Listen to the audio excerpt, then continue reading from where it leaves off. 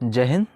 इससे पहले की वीडियो में हम आपको बता चुके थे किस तरह से प्रतिस्थापन विधि द्वारा किसी समीकरण को हल किया जाता है, विलोपन विधि द्वारा किसी समीकरण को कैसे हल किया जाता है। आज के इस वीडियो में हम चर्चा करेंगे कि किस तरह से वज्र गुणन विधि द्वारा हम किसी समीकरण को हल करते हैं। देखिए, इसके लिए कोई नियम नहीं है, इसके लिए एक फार्मूला है, उसी फार्मूले पे वज्र गुणन विधि द्वारा समीकरण को हल किया जाता है। फार्मूला क्या है? सबसे पहले तो पहले हम फार्मूला समझेंगे, उसके बाद हम उस पर उदाहरण देखेंगे। सबसे पहले देखते हैं, पहले की तरह ही हमारे पास दो समीकरण दिए रहेंगे कुछ इस तरह के, a1x b1y प्लस c1 बराबर 0, a2x plus b2y plus c2 बराबर 0। ये हो जाएगा हमारा समीकरण नंबर 1 और ये हो जाएगा समीकरण नंबर 2, जहाँ पर a1 b1 c1 a2 b2 और c2 ये संख्याएं हैं, यानी कि ये कोई अचर राशियां हैं। a1 x का गुणांक है, b1 y का गुणांक है, c1 कोई अचर राशि है, a2 इस दूसरे समीकरण में x का गुणांक है, b2 दूसरे समीकरण में y का गुणांक है और c2 कोई अचर राशि है। तो इसके लिए वज्र गुणन विधि में एक फार्मूला होता है जो होता है x बटे बराबर y बटे बराबर 1 बटे। अब ये नीचे में क्या होता है, इसको हम यहाँ पर देखेंगे। आप सोच रहे होंगे कि बगल में हमने ये क्या लिखा है, अभी इसका मतलब समझा रहे हैं। ये जो हमने लिखा हुआ है यही चीज़ें इसके नीचे लिखी जाएंगी। कैसे लिखी जाएंगी, क्या बनेगा फार्मूला, चलिए देखते हैं। देखिए, x के नीचे जो मान लिखा जाएगा, एक पक्ष में हो जाता है x के बटे कुछ, एक में हो जाता है y के बटे कुछ, एक में हो जाता है 1 के बटे कुछ लिखा जाता है, इसी में से लिखा जाएगा। तो देखिए लिखते कैसे हैं। सबसे पहले हमें लिखना है x के लिए, तो जब भी हमें x के लिए फॉर्मूला लिखना होगा तो हम समीकरण से हमें लिखना है x के लिए, तो हम x को पूरा का पूरा ढक देंगे कुछ इस तरह से। तो हमारे पास मिला क्या, x के लिए लिखना है हमको, तो इसलिए हमने यहाँ पे x लिखा है कि मतलब x के लिए लिखना है। तो जिसके लिए लिखना होगा उस मान को हम ढक देंगे। हमें दिखाई क्या दे रहा है, b1 बटे b2, हमने सीरियल से लिख लिया, b1 b2 b1 b2 c1 c2 c1 c2। अब इसी का तिर्यक गुणा करा के x के नीचे लिख लेना है। तिर्यक गुणा कराएंगे कैसे, b1 का गुणा c2 में, b1 का गुणा c2 में, यानी कि यहाँ पर x के नीचे b1 c2। अब अगला गुणा जब हम कराएंगे यहाँ से इधर, तो हम यहाँ पे बीच में चिन्ह लगा देंगे माइनस का, ये हो जाएगा b2 c1। देखिए, जब भी x के लिए लिखना होगा तो x के मान को समीकरण में ढक देंगे। अब जो संख्याएं हमको दिखाई दे रही हैं b1 b2 c1 c2, वही हमको लिख लेना है ऊपर नीचे और इनका तिर्यक गुणा करा लेना है। गुणा हम इधर से चालू करेंगे, b1 c2, फिर अगला गुणा जब कराएंगे उससे पहले हम माइनस का निशान लगाएंगे, b2 c1। अब जब हमें y के लिए लिखना होगा तो हम y वाले मान को ढक लेंगे। देखिए, जब y के लिए लिखना है तो y वाले दोनों मानों को समीकरण में हम क्या करेंगे, ढक देंगे। अब हमको क्या दिखाई दे रहा है, देखिए यहाँ पे a1 a2 c1 c2 दिखाई दे रहा है, जबकि हमने यहाँ पे उल्टा लिखा है c1 c2 a1 a2। सोच रहे होंगे ये उल्टा क्यों लिखा है, तो इसका भी कारण है। अभी आप चले हैं यहाँ से यहाँ पर आए और फिर यहाँ से आप यहाँ पे पहुँचे, तो आप पहुँचे कहाँ हैं, c1 पर। इसलिए फिर जब आप लौटेंगे तो c1 से ही तो लौटेंगे, इसलिए c1 को यहाँ पे पहले लिखा गया है, उसके नीचे c2 है तो c2 को लिख लिया गया। बाद में हमने a1 को लिख लिया पहले, क्योंकि ऊपर a1 था और नीचे a2 था। तो c1 पे पहुँचने की वजह से भाई, आप अगर स्कूल के लिए घर से निकलते होंगे, घर से आप स्कूल पे पहुँचे तो आपको जब फिर घर लौटना होगा तो आप स्कूल से ही तो लौटेंगे। ऐसा तो है नहीं कि पहुँचे हैं स्कूल पे और लौटेंगे बाज़ार से। भाई, स्कूल से पहले आप बाज़ार ही तो जाएंगे फिर घर जाएंगे, लेकिन लौटना तो आपको स्कूल से ही पड़ेगा ना। तो उसी तरह से पहुँचे आप c1 पे हैं तो फिर जब आप अपना अगला रूट तैयार करेंगे तो आपको C1 से ही जाना पड़ेगा। तो आप C1 से कहाँ जाएंगे? A2 पर। क्रिया वही रहेगी पहले वाली, और फिर आप यहाँ से कहाँ जाएंगे? इधर। आया समझ में? तो अगला मान जब लिखना होगा y के लिए तो y को हम ढक देंगे, और हमको मिला C1 C2 A1 A2, C1 C2 A1 A2। अब हम तिर्यक गुणा करा लेंगे।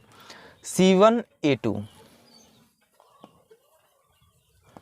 पहला गुणा हो गया। जब अगला गुणा कराना होगा हमें तो बीच में लगा देंगे माइनस, ये हो जाएगा C2 A1, C2 A1। आया समझ में? अब देखिए, अब जब हमें एक के लिए लिखना होगा तो एक कैसी राशि है? अचर। और C1 और C2 भी कैसी राशियां हैं? अचर। तो जब अचर राशि के लिए हमें मान लिखना होगा तो हम अचर राशि को ढक लेंगे। अब हमको क्या दिखाई देने लगा? A1 A2 B1 B2, और यहाँ पे लिखा हुआ है A1 A2 B1 B2। देखिए यहाँ पर भी वही नियम है। यहाँ से हम चले, पहले हम आए यहाँ से यहाँ पर, फिर C2 से हम चले तो पहुँचे कहाँ पर? A1 पर। जब हम A1 पर पहुँचे हैं तो फिर हम लौटेंगे तो A1 से ही ना, इसलिए A1 A2 को पहले लिखा गया, B1 B2 को बाद में। यानी कि A1 पे हम पहुँचे थे, अब फिर हमारा लौटने का काम कहाँ से होगा? A1 से ही होगा, और फिर इधर से गुणा इधर हो जाएगा। यानी कि A1 B2 पहला गुणा हो गया, फिर माइनस लगाएंगे A2 B1, A1 B2 minus इधर से चलेंगे A2 B1।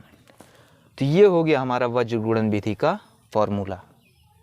इसी फॉर्मूले पे, इसी सूत्र पे हमारे जितने भी सवाल हैं वज्र गुणन विधि द्वारा हल किए जाएंगे।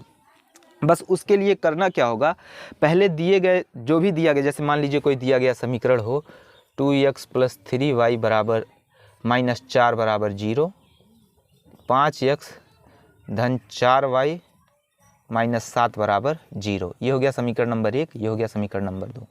तो हमें करना क्या पड़ेगा? सबसे पहले हमें x के गुणांकों की तुलना करा के, यानी कि दोनों के समीकरणों की तुलना करा के हमें A1 A2 B1 B2 और C1 C2 के मान ज्ञात करने पड़ेंगे। पहले समीकरण की तुलना हम करा देंगे A1x + B1y + C1 बराबर 0 से, और दूसरे समीकरण की तुलना हम करा देंगे दूसरे समीकरण से, यानी कि A2x B2y और C2 से, और वहाँ से हम मान ज्ञात कर लेंगे। जैसे A1 का मान यहाँ पे कितना हो जाएगा? 2, B1 का मान कितना हो जाएगा? 3, C1 का मान कितना हो जाएगा? -4। उसी तरह से A2 का मान कितना हो जाएगा? 5, B2 का मान कितना हो जाएगा? 4, C2 का मान कितना हो जाएगा? -7। नहीं समझ में आया? चलिए देखते हैं हम।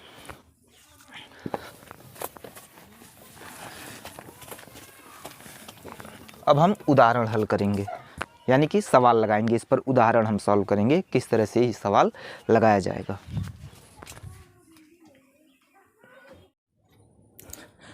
चलिए आइए अब हम देखते हैं इस पर सवाल कैसे लगाए जाते हैं। देखिए, जैसे मान लीजिए कोई हमारा समीकरण दिया हुआ है, पहला 2x - y + 4 बराबर 0, और दूसरा समीकरण दिया है x + y - 1 बराबर 0। तो इसको सॉल्व कैसे करेंगे? देखिए, पहले समीकरण की तुलना हम किससे करा देंगे? A1x + B1y + C1 से। यहाँ से हमें मान क्या क्या मिल जाएंगे? अगर हम तुलना कराएं तो A1 का मान हो जाएगा हमारा 2, A1 बराबर हो गया 2। B1 का मान, इसको हम 1 गुणे y तो लिख ही सकते हैं, माइनस है तो -1, B1 का मान हो गया -1। C1 का मान कितना हो गया? 4, प्लस के साथ है तो +4। इसी तरह से दूसरे समीकरण की तुलना हम करा देंगे A2x + B2y + C2 बराबर 0 से।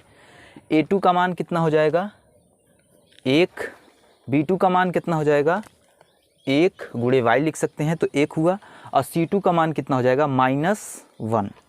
तो इस तरह से हम A1 A2 B1 B2 और C1 C2 का मान ज्ञात कर लेते हैं, और उसके बाद फिर हम फॉर्मूला लगा देते हैं जो हमारा पहले वाला था, यानी कि x बटे y बटे और बराबर 1 बटे। लिखेंगे कैसे? देखिए, सेम नियम पहले की तरह ही रहेगा।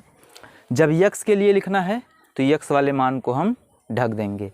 हमारा बचा क्या क्या, -1 1 4 और -1।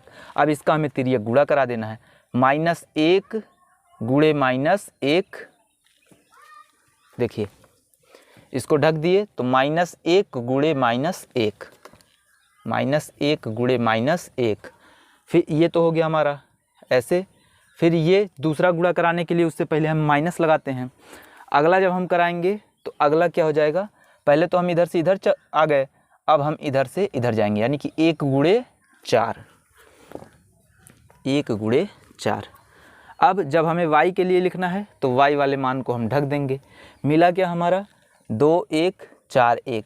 लेकिन हमें चलना कहाँ से, हम पहुँचे थे 4 पे, तो लौटेंगे कहाँ से, अब फिर 4 से ही, यानी कि 4 गुणे 1, फिर 4 गुणे 1, फिर -1 गुणे 2,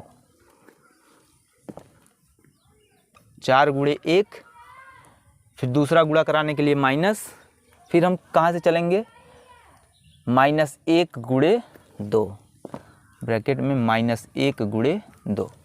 ये हो गया। जब हमें अचर राशि के लिए लिखना होगा तो अचर राशि वाले मान को हम ढक देंगे।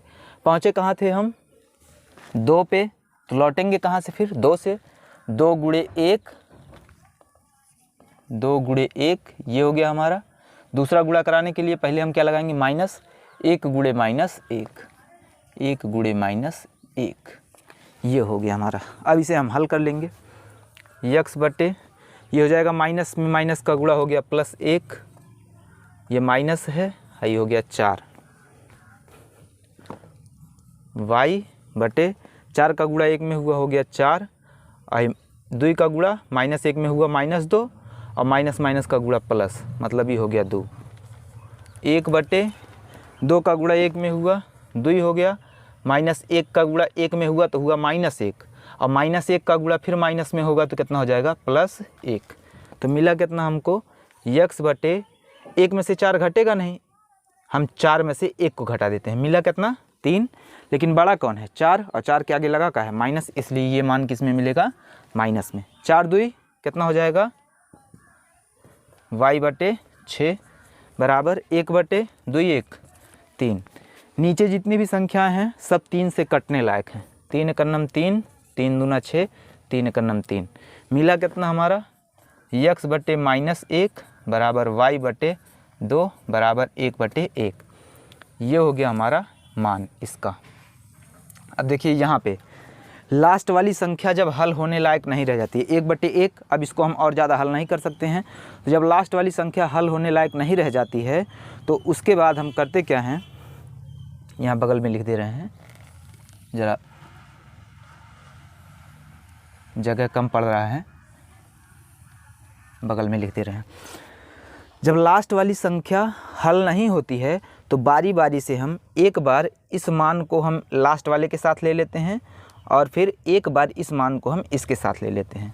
तो ये हो जाएगा यक्स बटे -1 बराबर, इसको हम किसके साथ ले लेंगे, लास्ट वाले मान के साथ। काहे ले रहे हैं, क्योंकि लास्ट वाला अब हल नहीं होगा। 1 बटे 1 के आगे अब और हम कुछ हल कर सकते हैं, नहीं कर सकते।